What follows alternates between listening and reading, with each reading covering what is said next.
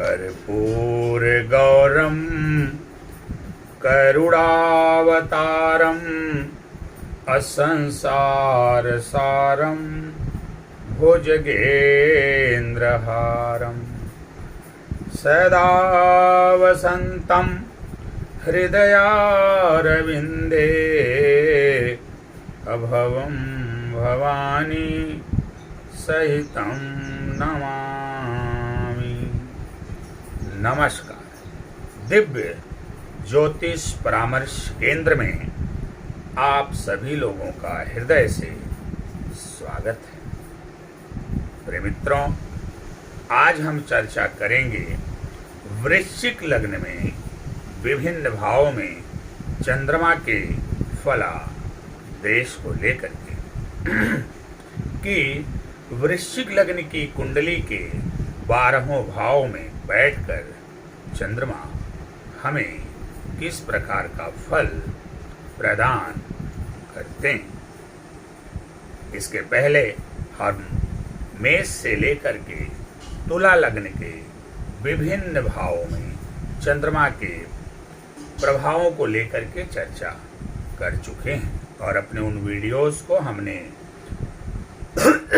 अपने YouTube channel Divya ज्योतिष परामर्श केंद्र पर अपलोड भी कर दिया है। आशा करते हैं आप सभी लोग हमारे उन वीडियोस को देख करके अपने आप को अवश्य लाभान्वित कर रहे होंगे। जो लोग अभी तक हमारे चैनल पर नए हैं और उन्होंने हमारे चैनल को सब्सक्राइब नहीं किया है, उन लोगों से हमारा निवेदन है कि आप हमारे YouTube चैनल दिव्य ज्योतिष परामर्श केंद्र को अवश्य सब्सक्राइब करें और साथ ही बेल आइकन के बटन को भी दबाएं। इसके अलावा आप हमारे वीडियोस को देख करके उनसे लाभान्वित हों। वीडियोस पर लाइक, कमेंट और शेयर भी करें ताकि अन्य लोग भी लाभान्वित हो सकें। आइए अपने चर्चाओं के क्रम को आगे बढ़ाते हुए सबसे पहले बात करते हैं वृश्चिक राशि। राशियों के क्रम में 8वें नंबर पर आने वाली राशि वृश्चिक राशि होती है। यह जल तत्व की राशि होती है और इस राशि के स्वामी मंगल होते हैं। बात करते हैं वृश्चिक लग्न की कुंडली के संदर्भ में कि किस कुंडली को हम वृश्चिक लग्न की कुंडली कहेंगे। जब हम किसी कुंडली का निर्माण करते हैं, किसी चार्ट का निर्माण करते हैं, तो उसमें कुल 12 खाने बनाते हैं और 12 खानों में अलग अलग क्रम डालते हैं, अलग अलग नंबर डालते हैं और नंबर के आधार पर ही हम ये डिसाइड करते हैं कि किस खाने में कौन सी राशि है। तो जब कोई कुंडली आपने तैयार किया या कोई कुंडली आपके हाथ में है और उसका जो प्रथम भाव है, यदि प्रथम भाव में 8 नंबर लिखा हुआ है, पहले घर में 8 नंबर लिखा हुआ है, तो जाहिर सी बात है 8वें नंबर पर जो आने वाली राशि है वो वृश्चिक राशि है। तो जब भी किसी कुंडली के पहले घर में 8 नंबर लिखा होता है तो वो वृश्चिक लग्न की कुंडली मानी जाती है। तो अब आशा करते हैं आप समझ गए होंगे कि वृश्चिक लग्न की कुंडली कौन सी होती है। एक बार पुनः आपको समझा दें कि जब किसी भी कुंडली के पहले खाने में 8 नंबर लिखा होता है तो उसे वृश्चिक लग्न की कुंडली कहा जाता है। आइए बात करते हैं थोड़ा वृश्चिक लग्न के जातकों के संदर्भ में। वृश्चिक लग्न के जो जातक होते हैं वो मजबूत कद काठे के होते हैं। इनका सीना काफ़ी चौड़ा होता है, चेहरे पर लालिमा होती है और बड़े ही एक्यूरेट होते हैं और स्टेट फॉरवर्ड भी होते हैं। ये अपनी बातों को बड़े ही धड़ल्ले के साथ लोगों के बीच में रखते हैं बड़े ही कर्मठी होते हैं। स्वभाव में थोड़ी सी उग्रता भी इनके पाई जाती है, लेकिन बड़े ही कर्मठी होते हैं। अपने कर्म के प्रति बड़े अनुरागी होते हैं, कर्मानुरागी होते हैं। जो कुछ भी लक्ष्य ये निर्धारित करते हैं, जो कुछ भी अपना टारगेट तय करते हैं, उस पर निरंतर चलने का प्रयास करते हैं और किसी भी अवस्था में, स्थिति परिस्थिति में उस लक्ष्य को प्राप्त कर लेना चाहते हैं। बात को जब हम आगे बढ़ाते हैं तो चूंकि हमें चंद्रमा के प्रभाव के बारे में अध्ययन करना है कि वृश्चिक लग्न की कुंडली के 12 भाव में, अलग अलग भाव में बैठ करके चंद्रमा हमें किस प्रकार का फल प्रदान करेंगे, तो जब ये चर्चा हमको करनी है तो निश्चित रूप से हमें थोड़ा चंद्रमा के बारे में भी जानना होगा और ये भी जानना होगा कि वृश्चिक लग्न की कुंडली में चंद्रमा की क्या स्थिति होती है, किस भाव के स्वामी होते हैं। प्रिय मित्रों, जैसा कि आप सभी लोग जानते हैं, चंद्रमा की केवल एक राशि है कर्क राशि। तो जब आप वृश्चिक लग्न की कुंडली उठाएंगे तो 9वें भाव में 4 नंबर लिखा होगा। तो इससे ये तय होता है कि चंद्रमा जो है 9वें भाव के स्वामी हो जाएंगे, नवमेश हो जाएंगे। तो वृश्चिक लग्न की कुंडली में चंद्रमा भाग्येश हो जाते हैं। और मैंने एक छोटा सा वीडियो इसके पहले बनाया हुआ था, तो उसमें हमने बताया भी था कि यदि वृश्चिक लग्न में सबसे प्रबल राजयोग कारक ग्रह की बात करें तो वो चंद्रमा होते हैं। वृश्चिक लग्न की कुंडली में चंद्रमा प्रबल राजयोग कारक होते हैं, क्योंकि ये 9वें भाव के स्वामी होते हैं। प्रिय मित्रों, चंद्रमा हमारे मन है, चंद्रमा हमारे मन का प्रतिनिधित्व करते हैं। चंद्रमा हमारी भावना है, चंद्रमा हमारे इमोशन हैं, चंद्रमा माता के कारक हैं, चंद्रमा माता समान स्त्रियों के कारक हैं, चंद्रमा जल के कारक हैं, चंद्रमा हर तरल चीज के कारक हैं, तरल पदार्थ के कारक हैं। जहाँ जहाँ तरलता पाई जाती है, द्रव पाया जाता है, चंद्रमा उन सभी चीज़ों के कारक हैं। इसके अलावा चंद्रमा हमारे धन के भी कारक हैं, सुख समृद्धि के भी कारक चंद्रमा हैं। और सबसे बड़ी बात, चंद्रमा मन के कारक है। तो जो भी ग्रह मन का कारक हो जाता है वो अपने आप में स्वयं ही बड़ा ही महत्वपूर्ण हो जाता है। तो ऐसी स्थिति में यदि वृश्चिक लग्न की कुंडली की बात किया जाए तो चंद्रमा भाग्येश होकर के प्रबल राजयोग कारक हो रहे हैं। तो इससे तो आपको ये सहज अंदाजा लगा लेना चाहिए कि वृश्चिक लग्न की कुंडली में चंद्रमा को जब जब अवसर मिलेगा, जब जब मौका मिलेगा, तो वृश्चिक लग्न वालों के लिए हमेशा उसके भाग्य संवर्धन का काम करेंगे, हमेशा उसके लिए कुछ न कुछ अच्छा करने का ही प्रयास करेंगे। आइए चर्चाओं के क्रम को आगे बढ़ाते हैं कि किस भाव में चंद्रमा क्या फल देंगे। तो आइए बात करते हैं लग्न में। पहले घर में जब चंद्रमा जाएंगे तो किस प्रकार का फल प्रदान करेंगे। प्रिय मित्रों, वृश्चिक लग्न की कुंडली के जब प्रथम भाव अर्थात लग्न में चंद्रमा जाएंगे तो वहां पर ये चंद्रमा नीच के हो जाएंगे, क्योंकि वहां पर वृश्चिक राशि है और वृश्चिक राशि में चंद्रमा नीच के हो जाते हैं। लेकिन यहाँ पर मैं एक बात स्पष्ट करना चाहूँगा कि वृश्चिक लग्न की कुंडली में चंद्रमा को नीच होने का दोष नहीं लगता है। वृश्चिक लग्न की कुंडली में चंद्रमा को नीच होने का दोष नहीं लगता है। इसको आप अपने दिमाग में बैठा करके रखिएगा। बस आपको ये ध्यान देना होता है कि चंद्रमा कहीं से भी कमज़ोर ना पड़े, ना पक्ष बल से कमज़ोर वो हों, ना अंश बल से कमज़ोर हों, और चंद्रमा पर किसी बुरे ग्रह की दृष्टि भी नहीं होनी चाहिए, किसी पाप ग्रह की दृष्टि भी नहीं होनी चाहिए, क्योंकि चंद्रमा गंगा जल की तरह निर्मल हैं। चंद्रमा निर्मलता और स्वच्छता के भी प्रतीक हैं। तो यदि उन पर किसी पाप ग्रह की दृष्टि पड़ेगी या किसी बुरे ग्रह की दृष्टि पड़ेगी तो जाहिर सी बात है उसका असर चंद्रमा पर अवश्य ही दिखाई देगा।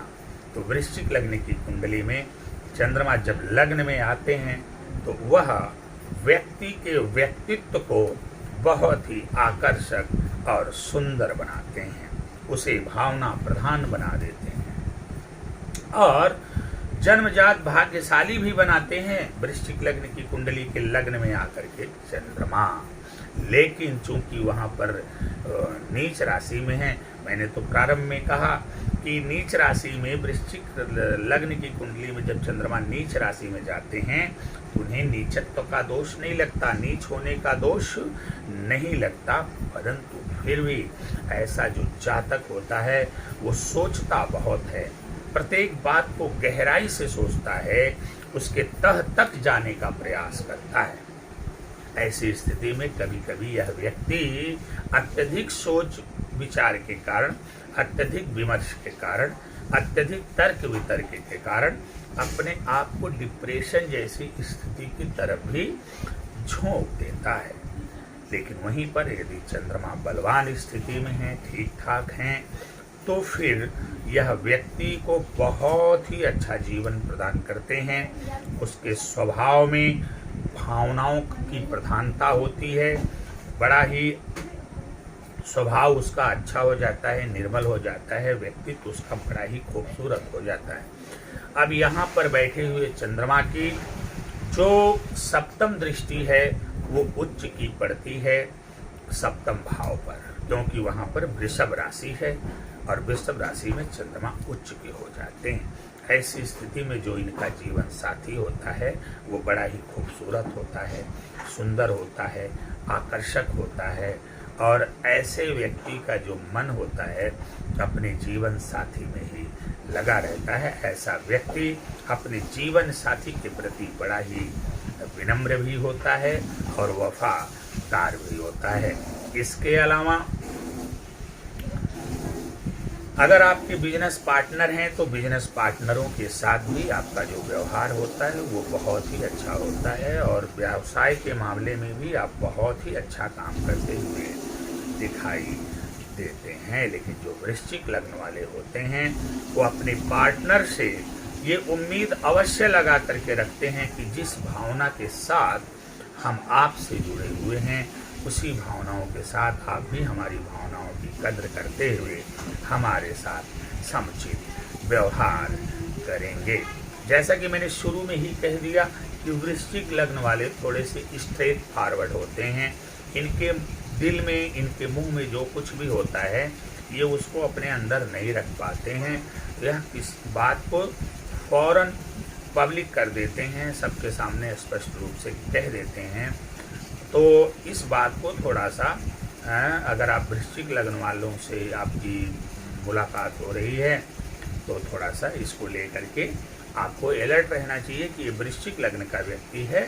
निश्चित रूप से ये थोड़ा सा अस्पष्टवादी किस्म का होगा, तो उसकी अस्पष्टवादिता को आपको आत्मसात करना पड़ेगा। आइए बात करते हैं धन भाव में चंद्रमा जाएंगे तो कैसा फल प्रदान करेंगे। प्रिय मित्रों, वृश्चिक लग्न की कुंडली के धन भाव में जब चंद्रमा जाएंगे वहाँ देवगुरु बृहस्पति की धनु राशि होगी और भाग्येश जाकर के धन भाव में बैठेगा तो फिर आपको कहना ही क्या, इसमें क्या व्याख्या की जाए तो सर्वोत्तम व्यवस्था होगी,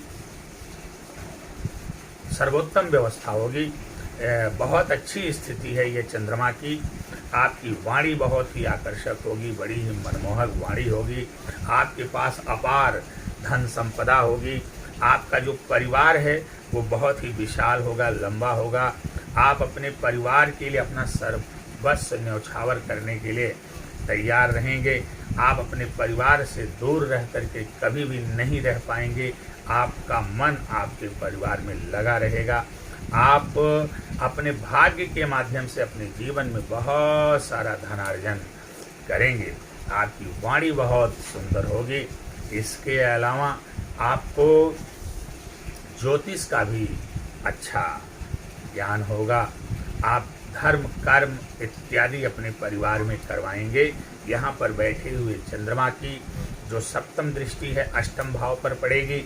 अष्टम भाव में बुध की राशि है, तो वहाँ पर ये वात्सल्य दृष्टि डालेंगे। बुध चंद्रमा को शत्रु मानते हैं, लेकिन चंद्रमा बुध को अपना पुत्र मानते हैं, तो वहाँ पर बुध की राशि है अष्टम भाव में, इसलिए वात्सल्य दृष्टि डालेंगे। वात्सल्य दृष्टि डाल करके, अब जैसा कि अष्टम भाव आकस्मिकताओं का कारक है, गुप्त रहस्यों का कारक है और आपकी आयु का कारक है, तो यहाँ पर बैठे हुए चंद्रमा, द्वितीय भाव में बैठे हुए चंद्रमा आपको आकस्मिक धन लाभ कराएंगे, आपको गुप्त ज्ञान देंगे, रहस्यात्मक ज्ञान देंगे, साथ ही साथ आपके आयु में भी वृद्धि करेंगे।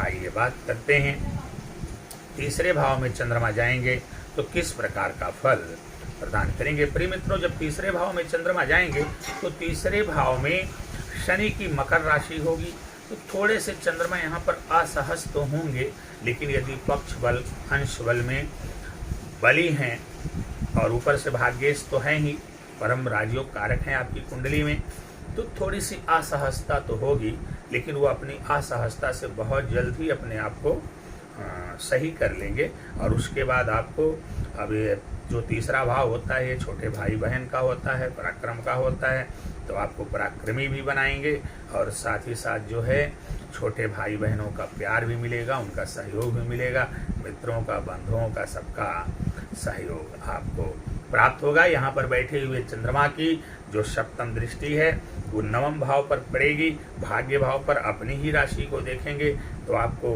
परम भाग्यशाली बनाएंगे, साथ ही आपको धर्म, सत्कर्म, दान, पुण्य इत्यादि के माध्यम से जोड़ेंगे और अपने जीवन में ये सारे कार्य करते हुए आप आशातीत सफलता प्राप्त करेंगे और दुनिया में अपना नाम रोशन करेंगे। आइए बात करते हैं कि चौथे भाव में चंद्रमा जाएंगे तो कैसा फल प्रदान करेंगे। प्रिय मित्रों, जब चौथे भाव में चंद्रमा, चौथे भाव में वैसे चंद्रमा दिग्बली हो जाते हैं, यहाँ पर शनि की कुंभ राशि होगी, तो मैंने कहा ना कि थोड़ी सी शनि की राशि में आने के बाद असहजता तो इनको महसूस होगी, लेकिन यदि बलवान है चंद्रमा, पक्ष बल से हर मामले में बलवान है चंद्रमा, तो ये तय मान करके चलिए कि ये जो चंद्रमा है आपको, अब चौथा भाव क्या है, चौथा भाव है भूमि, भवन, वाहन, माता, जनता इत्यादि का भाव होता है, तो ये सारे सुख यहाँ पर बैठे हुए चंद्रमा आपको दिलाएंगे, क्योंकि भाग्येश आकर के जो है आपके सुख भाव में बैठ रहा है, तो आप अपने भाग्य के माध्यम से जीवन में आशातीत सुखों को प्राप्त करेंगे, इसमें कोई दो राय नहीं है। आपको भूमि, भवन, वाहन सारा सुख मिलेगा, माता का भी सुख मिलेगा और इसके अलावा आप जनता के बीच में भी बहुत लोकप्रिय होंगे। राजनीति में भी अगर आप अपनी किस्मत आजमाएंगे तो निसंदेह आपको सफलता अवश्य ही प्राप्त होगी। यहाँ पर बैठे हुए चंद्रमा की जो सप्तम दृष्टि है वो कर्म भाव पर पड़ेगी, वहाँ पर सिंह राशि है, सूर्य की राशि, सूर्य इनके मित्र हैं, तो सिंह राशि पर दृष्टि डाल करके आपको चंद्रमा जो है कर्म के क्षेत्र में बहुत आगे लेकर के जाएंगे। आप नौकरी कर रहे हैं तो उसमें आपको बहुत अच्छा देखने को मिलेगा, पदोन्नति भी आपकी होगी। बिजनेस व्यापार यदि आप कर रहे हैं तो उसमें भी आप बहुत आगे जाएंगे, साथ ही आपको पिता का सहयोग और पिता का सुख दोनों प्राप्त होगा। राजनीति के क्षेत्र में भी आप अपनी किस्मत आजमा सकते हैं और भाग्येश की दृष्टि कर्म भाव पर है, तो कहना ही क्या है, आपका भाग्य इतना प्रबल होगा कि आप राजनीति के क्षेत्र में भी बहुत आगे जा सकते हैं। आइए बात करते हैं पंचम भाव की। पंचम भाव में जब चंद्रमा आएंगे तो पांचवें भाव में जब चंद्रमा आएंगे, यहाँ पर देव गुरु बृहस्पति की मीन राशि होगी, तो मीन राशि में पंचम भाव में आकर के चंद्रमा, अब जो पांचवा भाव है वो ज्ञान का है, संतान का है और प्रेम का भी होता है। तो जब पांचवें भाव में चंद्रमा आएंगे और वहाँ पर देव गुरु बृहस्पति की राशि में होंगे तो निश्चित रूप से आपके ज्ञान का संवर्धन करेंगे, आपको संतति का सुख भी प्रदान करेंगे, आप बहुत ही प्रेमी होंगे, लोगों से प्रेम करने वाले होंगे, विशेष रूप से बच्चों से आपका विशेष लगाव होगा। और भाग्येश आकर के पंचम भाव में बैठ रहा है तो ये बहुत बड़ा राजयोग बनता है। ऐसा व्यक्ति जो होता है वो बहुत बड़ा विद्वान भी बन सकता है, उसे बहुत सारे धर्म शास्त्रों का ज्ञान भी होता है। बहुत सारी चीज़ें हैं जो आपके अंदर देखने को मिलेगी। यहाँ पर बैठे हुए चंद्रमा की जो सप्तम दृष्टि है वो आपके लाभ भाव पर पड़ेगी, 11वें भाव पर पड़ेगी, जहाँ पर बुध की राशि कन्या राशि है। तो बुध को चंद्रमा अपना पुत्र मानते, इसलिए वहाँ पर वात्सल्य दृष्टि डालेंगे। और जब वात्सल्य दृष्टि डालेंगे तो निःसंदेह आपको बहुत ज़्यादा लाभ करवाएंगे। आपके पास आय के अनेकों साधन होंगे। बड़े भाई के साथ जो है आपका जो बर्ताव है वो बहुत ही अच्छा होगा और आपको अनेकों प्रकार के लाभ प्राप्त होंगे। आइए बात करते हैं छठवें भाव में। छठवें भाव में जैसा कि मैं बार बार कहता हूँ, चंद्रमा छठें 8वें 12वें में चले जाना कहीं से भी श्रेयस्कर नहीं होता। तो छठवें भाव में चंद्रमा आ रहे हैं, जबकि यहाँ पर उनके मित्र मंगल की राशि मेष राशि है। बावजूद इसके मित्र की राशि में होने के बावजूद भी चंद्रमा आपको बढ़िया रिजल्ट यहाँ पर नहीं दे पाएंगे। कहीं न कहीं आपके भाग्य का क्षय होगा जब यहाँ पर आएंगे चंद्रमा। आपके जीवन में रोग रिपु ऋण बढ़ेंगे, इसमें कोई दो राय नहीं है। लेकिन चूंकि भाग्येश आकर के बैठे हैं तो मैंने कहा भाग्य का क्षय होगा, तो सवाल उठता है भाग्य का क्षय कहाँ पर होगा। तो रोग रिपु ऋण इत्यादि का शमन करने में आपके भाग्य का बहुत सारा हिस्सा जो है यहाँ पर खत्म होगा। तो ऐसी स्थिति में जब भी चंद्रमा छठवें भाव में आए और रोग रिपु ऋण बढ़ने लगें, अब जैसे छठवें भाव में आएंगे तो कर्ज भी बढ़ा सकते हैं और दुश्मन भी बढ़ा सकते हैं आपके साथ ही। आपको शारीरिक कष्ट तो अवश्य ही देंगे। अब जैसे आपको श्वसन से संबंधी समस्या हो गई, जलोदर से संबंधी समस्या हो गई, फेफड़ों में समस्या हो गई, डिप्रेशन जैसी स्थिति हो गई, आपकी माता को भी कष्ट हो सकता है। तो ऐसी स्थिति में जब भी चंद्रमा छठें भाव में आए, आपको भगवान भोलेनाथ की शरण में चले जाना चाहिए और फिर प्रत्येक सोमवार शिवलिंग का पंचामृत से अभिषेक भी करते रहना चाहिए। तो बहुत हद तक जो है यहाँ पर आपको आसानी हो जाएगी, समस्याओं से मुक्ति मिलेगी। यहाँ पर बैठे हुए चंद्रमा की जो सप्तम दृष्टि है वो 12वें भाव व्यय भाव पर पड़ेगी।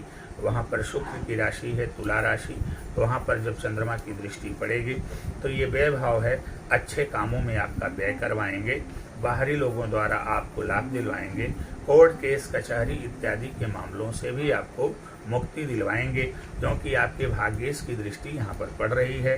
तो निःसंदेह आपको इन सारी समस्याओं से मुक्ति मिलेगी। आइए बात करते हैं सप्तम भाव। सप्तम भाव में जब चंद्रमा आएंगे तो चंद्रमा यहाँ पर उच्च के हो जाएंगे। ऐसे स्थिति में सप्तम भाव आपके लाइफ पार्टनर का होता है, आपके बिजनेस पार्टनर का होता है। तो जब सप्तम भाव में आकर के चंद्रमा उच्च के हो जाएंगे तो निःसंदेह आपका जो लाइफ पार्टनर होगा वो बहुत ही सुंदर होगा, बड़ा ही इमोशनल होगा, आपको सर्वाधिक प्यार करने वाला होगा। ये स्थिति यहाँ पर उत्पन्न होगी सप्तम भाव में। और उसके अलावा जो बिजनेस पार्टनर हैं उनके साथ भी आपका व्यवहार अच्छा होगा। थोड़ा सा यहाँ पर जब सप्तम भाव में चंद्रमा आते हैं तो अपने चरित्र पर ध्यान देना होता है और अपने चरित्र को मजबूत बनाए रखने का प्रयास किया जाता है, क्योंकि सप्तम भाव में आकर के चंद्रमा थोड़ा सा चरित्र का कहीं न कहीं हनन करते हुए दिखाई देते हैं। यहाँ पर बैठे हुए चंद्रमा की जो सप्तम दृष्टि है वो आपके लग्न पर पड़ेगी। नीच दृष्टि पड़ेगी तो थोड़ा सा आपके अंदर चिड़चिड़ापन आ सकता है, थोड़ा सा आप जो है किसी भी बात को बहुत गंभीरता से सोच करके अपने आप को डिप्रेशन में ले जा सकते हैं। तो इन सारी चीज़ों का आपको ध्यान रखना होगा। आइए बात करते हैं अष्टम भाव में। जब चंद्रमा अष्टम भाव में आएंगे तो अष्टम भाव में आकर के चंद्रमा बुध की राशि में हो जाएंगे और बुध जो है चंद्रमा को अपना शत्रु मानते हैं और अष्टम भाव में कहीं न कहीं चंद्रमा जाकर के पीड़ित होते हैं। ये अकाट्य सत्य है मैं इसको हमेशा से कहता रहा हूँ कि छठे अठे बराह में चंद्रमा का जाना मैं अच्छा नहीं मानता। अष्टम भाव में चंद्रमा आएंगे तो थोड़ा सा आपको आकस्मिक दुर्घटनाओं का शिकार होना पड़ सकता है, आकस्मिक धन हानि भी आपके साथ हो सकती है, साथ ही साथ आपके आयु में भी कमी हो सकती है आपका। और ये जो सारी कमियां होंगी इनको दूर करने का चंद्रमा प्रयास करेंगे, क्योंकि आपके लिए योग कारक हैं। ऐसी स्थिति में जो चूंकि आपका भाग्येश अष्टम स्थान में जा रहा है तो कहीं न कहीं आपके भाग्य का हनन होगा और आपका भाग्य कमजोर होगा। यहाँ पर बैठे हुए चंद्रमा की जो सप्तम दृष्टि है वो धन भाव पर पड़ेगी, तो धन भाव पर दृष्टि पड़ेगी तो धन भाव पर दृष्टि पड़ने के कारण आपके धन में वृद्धि होगी, धन का संचय करवाएंगे, आपका परिवार लंबा होगा, आपकी वाणी बहुत ही आकर्षक होगी। आइए बात करते हैं नवम भाव।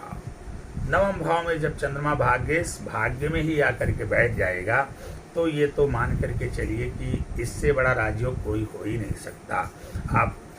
आपका भाग्य बड़ा प्रबल होगा, पिता के साथ आपके संबंध बहुत अच्छे होंगे और इसके अलावा आप धर्म कर्म और सत्कर्म से सदैव जुड़े रहेंगे, उसी में आपका मन लगेगा।